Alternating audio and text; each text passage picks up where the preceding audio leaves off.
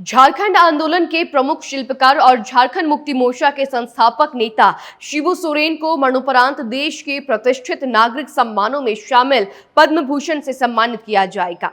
नई दिल्ली में आयोजित समारोह में राष्ट्रपति द्रौपदी मुर्मू यह सम्मान प्रदान करेगी।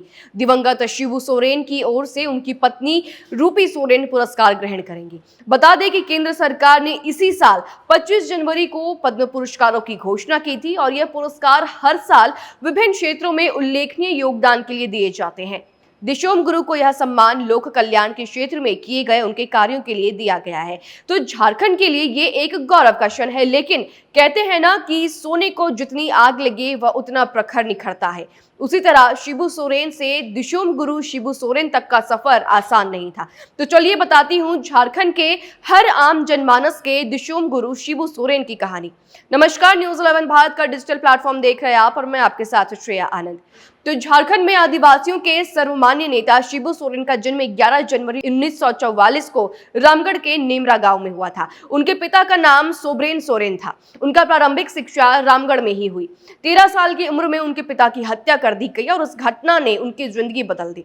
इसके बाद उन्होंने महाजनों के खिलाफ आंदोलन छेड़ दिया। उन्होंने ग्रामीणों को जागरूक किया। उनके इस आंदोलन से काफी प्रभाव दिखा। महाजनों से ग्रामीणों को जमीन दिलाने में वे काफी हद तक सफल रहे। लोग उन्हें प्यार और सम्मान से गुरुजी कहने लगे। शिबू सोरेन को राजनीतिक पहचान मिली संथाल इलाके से। यहाँ पर उन्हें दिशोम गुरु कहा जाने लगा।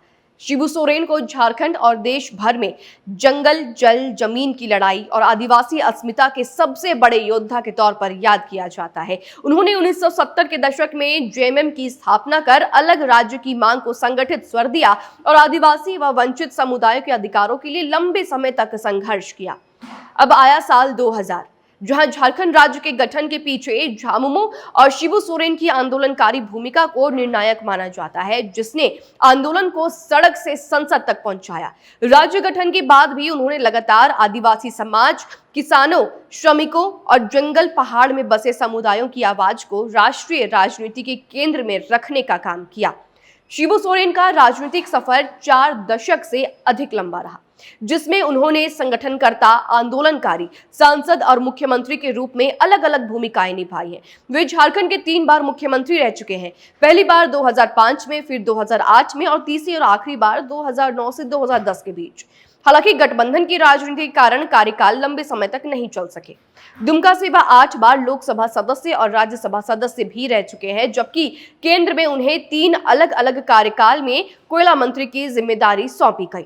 जनसभा से लेकर संसद तक उनकी पहचान एक निर्भीक और बेबाक आदिवासी नेता के रूप में रही, जिन्होंने अक्सर राजनीतिक जोखिम उठाते हुए भी अपने समुदाय के पक्ष में आवाज बुलंद की।